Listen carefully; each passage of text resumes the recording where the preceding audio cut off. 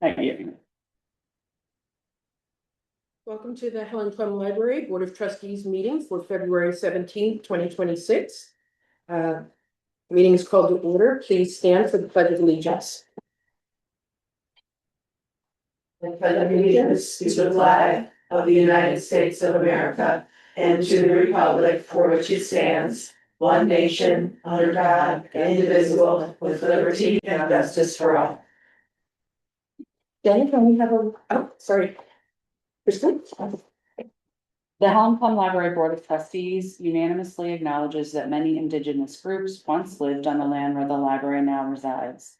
The library invites all to learn their histories, cultures, and peoples. The library board encourages our neighbors to explore learning opportunities through local Indigenous-based organizations such as Midwest Soaring Foundation. Thank you. Jen, can we have a roll call? Allison Floyd. Here. Sue Wiggins. Here. Ginger Kearney. Here. Walsky Smith. Here. Kristen Walsh. Here. Kelly Sims. Here. Deidre Patel says. Okay, thank you. Is there any public comment? Okay. Thank you. All right, may I have a motion for adoption of the agenda? I move that we adopt the agenda. I'll second. All in favor, say aye. Aye. Any opposed? Okay, motion carries. Moving on to the next action item, approval of the consent agenda items. I move for approval of consent agenda items. Will you read those? The approval of minutes, regular board meeting, January 20th, 2026. Approval of financial reports, check register dated January 31, 2026. Cash and investments report dated January 31, 2026. Revenue and expenditures versus budget report dated January 31st, 2026. Balance sheet previous year comparison as of January 31, 2026. That's all. Can I have a second? I second. Okay, any discussion of those items? I have a few questions. Okay. This was just one thing, and the minutes. On page 4. There's first names there instead of like trustee. Trustee, Pinkett Floyd, trustee. Should that be changed? Where are we On page 4, in the middle. Is that like committee reports, that kind of thing, or reminding right is it? Page 4? Page No. 5 and 6 of the overall packet. It's all Okay. over you. Oh, page 4 of the minute. So how Okay. I do it is Uh-huh. when an individual under a topic first speaks, I'll refer to them by title and last name, and then any subsequent comments under the same bullet or topic, it goes by first. Name, okay. And then the other question, under executive director's report on page 5. The COD, should that be food pantry or is it? It's fuel. It is, okay, I wasn't sure. And then I do have some on the financials, Mm-hmm. on page 1. Halfway down, and Zahn for $2,000. I was just curious what. That's tuition reimbursement. Oh, okay. Yeah, I think that's it. Okay, thank you, Kristen. Anyone else? Okay, where are we in that? So, We're on the- all in favor, right? In favor of approving the consent agenda items, say aye. Aye. Any opposed? Okay, motion carries. Moving on to committee and foundation reports, audit committee. Did not meet. Okay, thank you. Director Relations Committee. Did not meet. Thank you, Ginger. Lilac Parade Committee. We met today, and we discussed, a lot of follow-up from the last meeting that we had a month ago, really nailed down some key action items that we need to move forward with. And we will be meeting again next month, which is Wednesday, March 18th at 6 o'clock. Okay, thank you, Kristen. Policy and Bylaws Committee? We did not meet, but we have a meeting coming up on March 5th. Okay, and the Helen Plum Library Foundation, Ginger? Yes, there is a dine out tomorrow at Rosemary and Jean's in Lombard from noon to 9 p.m. There's a magazine sale March 7th and 8th, which, correct me if I'm wrong, but will be in the hub. And magazines for packets will be $5 a packet, so it should be a year's supply of those magazines. And one other item that I have is the Illinois Library Association Trustee Forum has their forum presentations for the spring. The enrollment is open for that. Those presentations will be on Saturday, March 7th, April 4th, and May 9th from 10 a.m. to noon. So you can sign up online at ILA. Thank you, Ginger. All right, moving on to unfinished business. Do I need a motion for the action item? Yeah?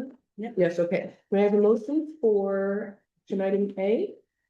I move for the approval of expenses for DuPage Children's Museum, traveling exhibit, the questionnaires, read, question, think, flip. You have a second? A second. Okay. Anne, go ahead. I know we had some unfinished business regarding questions from last. Sure. So I put together a document just trying to answer as many of those questions as possible and provide some additional information. So what we are asking the board to do is to approve the expenses for the questionnaire exhibit totaling $89,000, 125. I said that oddly. I apologize. It will be open to the public potentially, assuming it's approved, February of 2028 through May of 2028. The Youth Services Department would need to close before and after in order to do setup and takedown. It's really targeted to preschool and grade school students. And the timing of this does align with our 100-year anniversary. So this would be one of several events that we'd be celebrating throughout the year. I did note the alignment with the strategic plan as it relates to access, lifelong learning and literacy, community building, and organizational excellence. Did you guys have any questions about these pieces so far? Well, you said some of it's gonna be in the robin's nest. Does that mean Yes. everything that's currently in there will be removed? Yeah, so we Okay. swap out the materials in the robin's nest about 3 times a year. And the two pieces that are static in there are those longer dimensional pieces, where sometimes it's a market, it's been a nursery. I know there's a washer and dryer involved right now. I'm looking to Tabitha, but those things will go into storage temporarily so that we can have the space available for the exhibit. Those are designed with wheels on them too. Yes. So you just pick it up and move it. Oh, so I just question, Papa. I know that the DuPage Museum came out and they looked and they know that the Yes. space will accommodate their display. Will the rest of our collection need to be stored as well? No, Okay, the collection will not, we might move there's the shelving units on wheels for right, displays. exactly, that's what. Some of those might need to move, Right. but the collection itself will not be impacted, except for the window in which we need to close for the installation of the exhibit, just the youth department, and then for when they pick up the exhibit pieces. Okay. So yes, so with the full collection in there, we're not anticipating needing to remove furniture outside of those 2 play pieces and youth services. But otherwise it should all be able to fit in that space with a little teaser near the hub. Okay. All right. Any? Go ahead, I Jen. just had a question. First of all, I really appreciate how this was organized to answer our questions. It was very helpful and I like the tying into standards. I just had a question, 2 questions really. The Sure. notes, the 2 fiscal years, most of the cost for this would be in the 2027, 2028 year. I'm glad you brought that up because it is, our accounting style is inherently confusing. So we're an accrual basis accounting system and not a cash based. So that means even if we spend the deposit this year, it is not taken out of our budget according to our accounting system until this is delivered. So while, yes, it's paid, it sits as an asset and we just move it over year to year. So even if next year we said, you know what, let's put a portion of the exhibit cost, it all comes out of that fiscal year. Okay. Yeah, so then the facility stuff that could So- possibly be needed, like acoustics. So we're looking at beneath that, we broke out some expenses that we might want to consider as we're approaching this project. One is getting something like these acoustic panels or something else that might help noise carry from the first floor to the second floor. That would be something that would be installed in the next fiscal year, paid out of our next fiscal year. Okay. So we wouldn't roll It that. would benefit the library. Indefinitely, ongoing, yeah. Oh, yeah, right, yeah. because, yeah, The we sound need is an that. issue. Yeah. So Right. that would be mostly in the hub, you're thinking? Yeah, if we can find solutions that are adequate, I think the difficulty is it's a large glass space with big tall ceilings and some panels might help. But we'd really like to get a professional in to look at the space and say, okay, this will actually help, or you're gonna invest this money and you're not gonna get the outcome you're hoping for, versus rearranging some furniture and maybe not having tables by the windows, where voices may carry like following up the glass, so. Okay, I just have one other question about the budget, like, so the possible seasonal. Yes. Staffing, that's all. That would be the 2027, 2028. Correct. Okay. All right. Those are my questions, thank you. I have a few questions. In terms of like the volume of people, this isn't really budget related per se, but. Did I understand it to say you might bring like a groups in at certain times? Like, like when it says, Oh, like partnering with school outreach to invite different classes in to Yeah. experience it during the school day, yes. we would. so, but you wouldn't envision like closing it down, like it being fully housed No, by, I mean, we okay. currently invite students to the library as their full classroom. We've done, Yeah. and Deidre will speak to that later. We have them use the program room. They do games in the department. So this is something we're already doing. Okay. I think we would see an increase of classes interested in visiting the Yeah. library in that period, which would be a wonderful thing. So, Would, so that's great, because anytime you go anywhere for a field trip, yeah. you need to sign up so that they can accommodate you, and that might be something that we do. Yeah. Meaning, it's not just gonna be Lombard schools that wanna come, Potentially. potentially, right? But So- in practice, we don't, if they're not within our district, we won't host a special program because Okay. we do want to focus on the folks investing in our library. Which I understand having that focus, but do we need to anticipate the fact that, Villa Park's right next door? If there's a museum quality exhibit here at this library, if Those I was a students- student in that area, I would be in my class. The families will be welcome to join us during any public Mhm. hours. But we would probably not make arrangements with other schools to do a special school visit to the library because there's a bit more to that. It's a higher volume of kids and we are more active in the direction of the events we're hosting. It's very hands-on and that would, I think, be above and beyond what we would be able to accommodate for other school districts. So we would really focus on District 44 and the schools in Lombard for that sort of service. So, which I understand, what if they come anyway? Like, what if they come? So- We are open to the public and if a group of people show up, they show up and we handle it. But Okay. they wouldn't get the special tour, they wouldn't Okay, get the right. additional. It would just be, staffing. just come on into the, right? Yeah, I'm not sure that would happen and This happens quite a bit in the summer with for camps. camp. Well, yeah. So they'll just show up with 20 kids and Yeah. we usually try to do our best to accommodate them to make sure they have space, but I think, it probably won't happen very much with schools because they're a little bit more structured and want to make sure that they are reaching out usually and you just say, oh, sorry, but they can come. They have to guarantee the safety of the students, so I think it would be probably a poor practice not to reach out to us first. I'm just saying, if we put it out there. I know. in the neighborhood that we've got this great display, we should expect some visitors. We're gonna get visitors. I know I would come. Right, well, and that was With my class. kind of a question I had, is that at one point. Will it become difficult, I mean, to control numbers, like would we have to have registrations or, I mean, I guess that would be our, I don't best think that's problem. typically the Yeah. experience, because Okay. we are open 12 hours a day, Yeah, 7 days a week. You can come in for half an hour, you can come by the library and say like, you know what, it's a little crowded today. I'll come This is back. free, I can come back tomorrow. So I think it does take some of the attendance pressure off. Mhm. But also, I don't know that that's something that we typically see in library museum exhibits. I'm turning to Tabitha because she has more experience with this. When I've been a part of opening exhibits, like the first 2 weeks are pretty heavy. And then after that, it sort of tapers a little bit more. I mean, it is still very busy, because it is a draw, of course.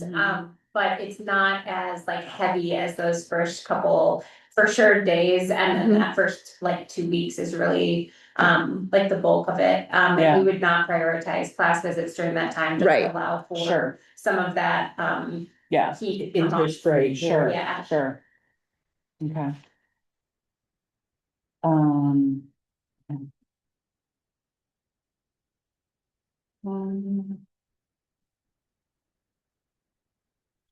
Yeah, things that, I was just thinking about traffic control, but Mhm. you're pursuing it, but can't really determine what it would be at this point. Right. It's like, yeah. Um. I don't know what that means. Yeah, I think that's it. I mean, you answered some of the budget questions Yeah. already. I'm sorry, I just forgot one thing about parking, like where are you foreseeing possible spaces, and would that be more staff parking further, or? So potentially, I know that's yeah, what Ken finding did with additional the parking, construction. either auxiliary or what can staff park off-site. I think it's also making sure that we're mindful of our neighbors. And if we do anticipate more people visiting, working with the village to say like, hey, let's do a parking study. Does it make sense to make only parking on one side of the street so that emergency vehicles can safely get through the streets? So Okay.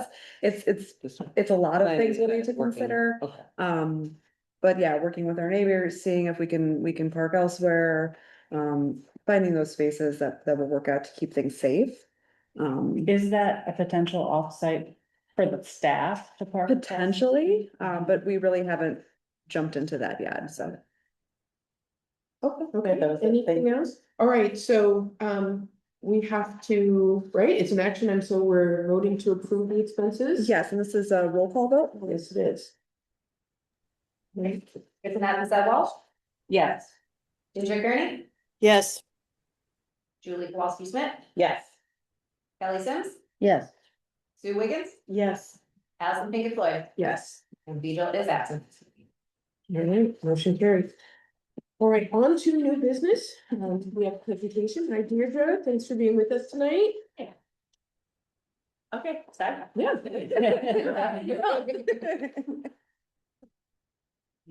So I'm excited to be here tonight. I am the elementary librarian, which means that I do elementary programming and some collection stuff for elementary, and the biggest thing is outreach. I've been here for almost 2 years now, and I'm excited to tell you about what we've been up to. So I haven't done a PowerPoint presentation in quite a while. I tend to stay away from that when I'm talking to kids, although we do bring some visuals sometimes, but. So, what we're doing is we are going out to schools, which is the best. No, bringing them here is pretty great too. We are inviting them to the library. We're welcoming them. That's my most important thing. That's my priority, is to make sure that they know that they are welcome to come to the library. And one thing about District 44 is that some of the kids can't get cards, but I want them to always know what, I'm telling them about the great programs and services and spaces that we have. And you know what? Sometimes some of those programs, sometimes they can't check things out, and that's okay. They were welcome to come. There's lots and lots of stuff for them to do. And I also get, when they come to the library, I get to show them where they get to spend their time. And the only restriction is that they have to be age or grade 6 to 12 to go in the high. But other than that, they're welcome to be here in the library. So part of what we're doing there too is just on the most basic level is to show them friendly faces that will hopefully become familiar to them as they become familiar to us. And it is a treat to see a kid at a school and have them say, I saw you at the library. I go to the library. I have a library card, and also, to see a kid here in the library or out at a community event and say, I saw you at my school. Like, this is the best. So you know, what we're doing, we're talking about, you know, making them welcome, of course, but of course, talking about the resources that we have and all the opportunities that we provide to discover and to learn and to connect to other people. I mean, it's in Connect, Discover, Grow. That's absolutely, I mean, this is pretty much the best mission statement or what is it, a mission Yeah. statement, excuse me. I'm just getting used to the administrative part of this. This is wonderful because this is exactly what we do. I mean, that's the essence of a library, or at least a library in 2026, this library. So we're bringing them here, we're showing them around, we're trying different things. They get to see the different spaces. They get to experience maybe a book talk, to hear about books they haven't heard before. One of the major things that we do, I haven't even gotten to the numbers yet. I apologize, let me get there. So we are, you know, we're spotlighting our books, our services, our programs, our spaces, especially in such a special space. It's awesome to get to invite them here. Every library is special, but it's extra special to be able to say, like, the community works together to make sure, and the board director, the administration worked really hard to make this building new and special, you know? Yeah, so we get to have them do that. So I wanted to just give you a couple initial numbers of like what we've done, we have done so far this year. Our kid and family interactions, we're at 748 like direct interactions. We've visited schools and also been visited a little bit. Mostly we've gone out so far because the visits to the library really come at summer reading time. So, but with 6 schools, we have worked so far this year and visited 26 classes, and that includes some repeat visits, which I'll get to that in a second, but I do want to let you know that our outreach attendance is growing. So we started off in 2022, 2023 with some challenges, you know, environmental challenges. We had people, like a staff member who was part-time at that time. Thankfully, they were able to take me on so we could work on increasing that, and connections in the community and connections that Tabitha has made, like with District 44 administration, have really helped with that too. I feel like the schools have really opened up to us, and it's been an awesome experience so far. So you can see that that has gone up by 26%. Outreach visits are growing for sure. So this is from the hard work of Tabitha, me, the other outreach staff. You know, the people that we work with, I see the board out there in the community talking about it. I know that's getting those schools in for us. I feel so excited because we're getting more and more schools to interact with us. I mean, I'll get to it, but today we got a new school asking for books. I've been wanting them so much. I'll tell you that. I also mentioned recurring visits. So this is building relationships. And one of those relationships from our recurring visits is that we have been visiting the kindergarten classes at Madison School 4 times per year. And so that includes, typically that includes 3 typical ed classes and 1 bilingual class. And we have the advantage of having a staffer who speaks Spanish. And she is mesmerizing to the kids. It's really fun to watch. She's a great storyteller. She and I have very different styles, but also like it's awesome to work with her. And to see the way those kids light up, especially to have somebody that's not their teacher coming in and, you know, speaking Spanish with them. And I know that they're adding more and more English as they go on in age, but we actually have made some connections through the District 44 Community Connection Fair a couple weeks ago. I met their community outreach coordinator and a couple of their bilingual teachers from other grades, and made some good connections there. We've had some requests for books from them, and hopefully we'll be able to do a little more, at least when they come, we might be able to have not have a translator if we don't need it. I know as the kids get older, like I said, they speak more English, but that'll be I think that can be a special and specialized experience for them. So there are plenty of other ways that we support schools. School bags is something that we do a lot of, so that's where a teacher can request a certain topic. And we send stuff, so we'll send mystery books for third graders, or we'll send. There's a second grade teacher, I think at Pleasantly, who does a camping unit 4 times a year, so we do that 4 times a year, we send those out. And we've had requests for like teaching kids how to crochet, for like an art class, just all different kinds of things, along with dinosaurs and geography and landmarks and things like that. I wanted to mention again, that we are supporting schools with our Spanish speaking outreach staff member. I just say her name, Alejandra Guzman. We also are attending district and school-wide events. So like I mentioned, I did the District 44 Community Connection Fair. I'll go to a trunk or treat. I'll put on a costume. Marketing is great because even like at the last minute, they'll put together some kind of spooky sign for us. It's great. One thing that I've been working on is communicating directly with PTA. Because the leadership changes from year to year, it's been difficult in the past, but I did finally figure out that they maybe did, that they have an email address that they pass. So that's what I'm communicating with, so I can have that consistent. Because I think that some of you are currently or formerly educators and you know, there's so much going on all the time. Yeah. So if I can get the parents involved and they wanna invite me to different school events, like it works really well. Another thing that we've been doing, which is new this year, is they started doing these mini courses. I don't know if it's at all the schools, but I know that we're working with 2 of the schools where we're coming in, we're like teaching a course. And what they actually asked, you can kind of put in a proposal for what you want to teach. But I kind of said, what do you not have that you might need? And both of the schools actually said, we'd love for our K2 kids to get like a story time and a craft.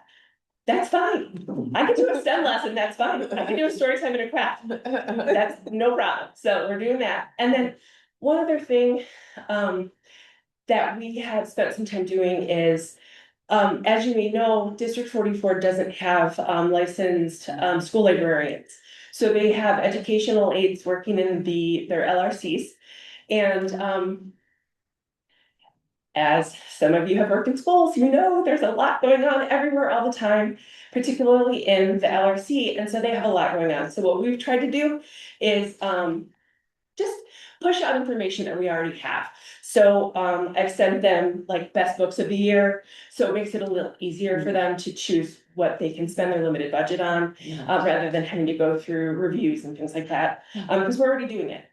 The other thing actually that Tabitha and I had an opportunity to do last year was, one of the LRCs was overwhelmed by the number of books in the library. It had not been weeded in decades. And so what we did was we sort of brought our library expertise and said, here are some of the things you can do. We brought some of our practical expertise and said, here's what we would do. I don't know. There were some district parameters and limitations on the whole situation, but we did what we could, and that's what we continue to do, because we acknowledge that kids who have the support of librarians and library staff are going to achieve more, and if that's something that we can contribute, then that's what we're doing. So,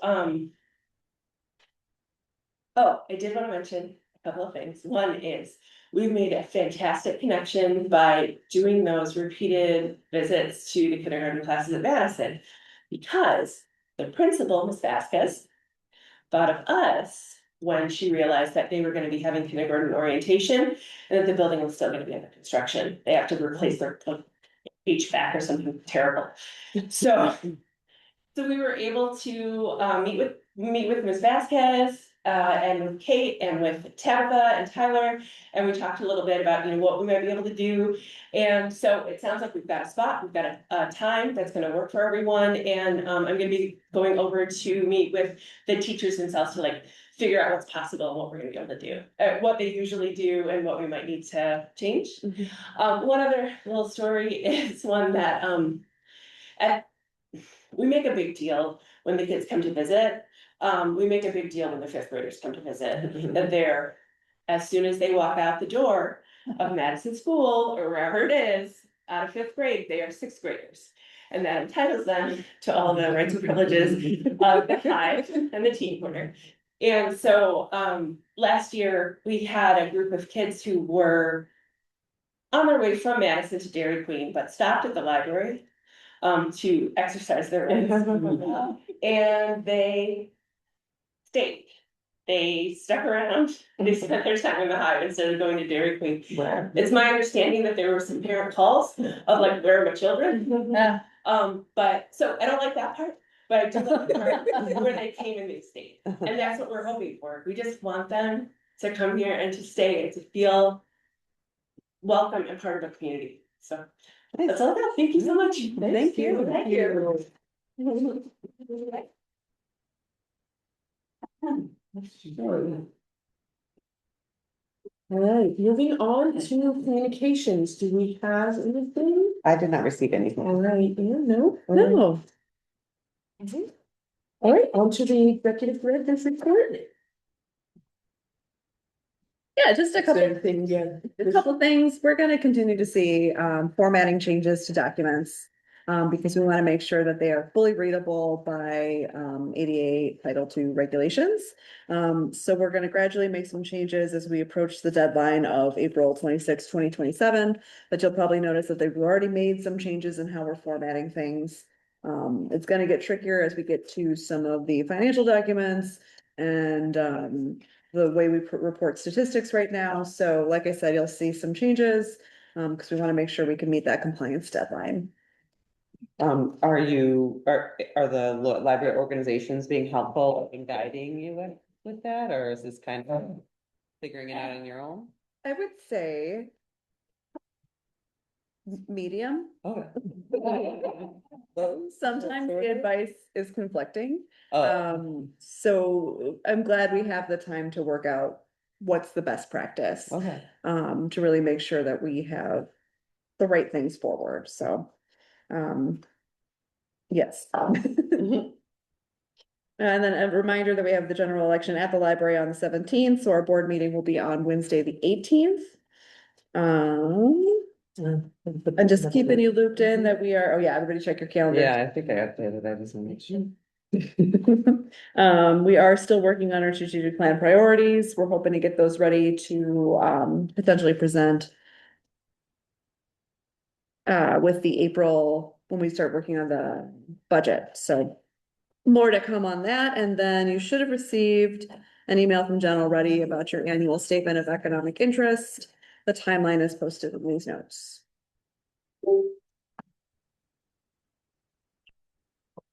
Okay. Thank you, Deidre. You did a great job. Thank you. All right, is that, are we good in? Yeah. Okay, moving on then to library activity report. Is there any? This book bite, who Yes. had the suggestion for doing that?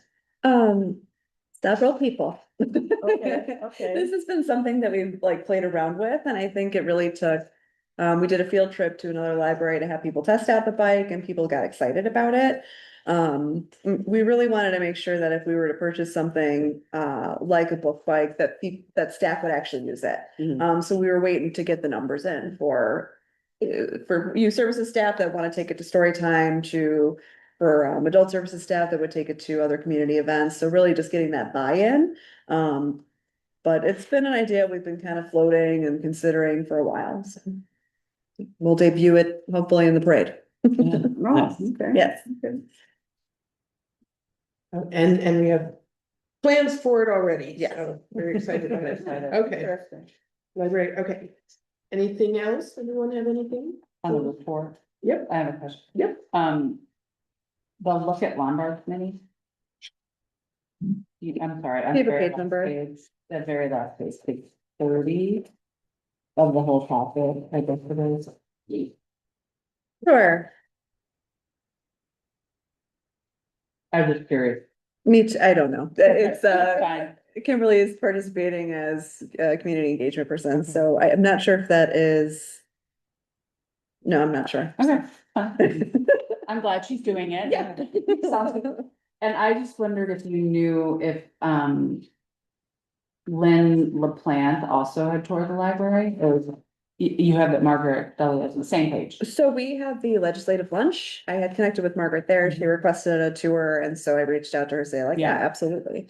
But anytime representatives are interested and legislators are Yeah. interested in visiting the library, I'm happy to offer But she has tours. not reached out to you. No. Okay. I'm sorry. No, no. I just had one, I mean, there's so many awesome activities happening in the library, but the puzzle exchange was so cool. Oh, yeah.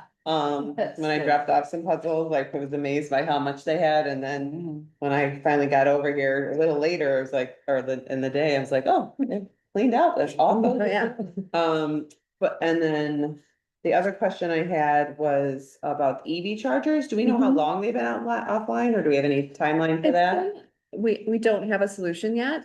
We just wanted to make sure everybody was aware. It was a company that moved out of serving the US, so, we're looking for a replacement vendor. Okay. Haven't had an update yet. Every time I come in, especially that drive off of Washington Street, Yeah. I look to see how many cars are in using. Yeah, I mean, it Sure. was working kind of sporadically, Mhm. but I don't know that it is still working. But we do need to have it replaced, and I know there's a couple options out there. I just don't think we've made the decision yet, so. Well, where Coles is on Finley, Mhm. it took them Yeah. almost 2 years to put in their bank of chargers, and they've only been working since fall, I think. Yeah, In no, operation. we were, There's like 8 or 10 units over there. I was glad we opted to put them in with the construction of the building, because it's a lot easier to find a new Mhm. vendor than it is to install them. So we'll see how it goes, and we'll watch usage. And then when we did install those 2 units, we do have the foundation in place for an additional 2. So we'll see how it goes. But we'd love to get those up and running, Signage up yeah. there saying it's not currently. Yeah, we did put, Okay. yeah, and I think we have like a, Okay, thank you. I just wanted to say the website is great updates, great objectives and well addressed. So, thank you. Alright. Feels like we're at the end, right? If there's nothing else, may I have a motion to adjourn? I move to adjourn. a second. All in favor, say aye. Hi. Alright, we are adjourned. Thank you. Thank you. Bye, Ginger. Hi, Ginger. Hi, Ginger. Hi, feel better. All right. Yeah.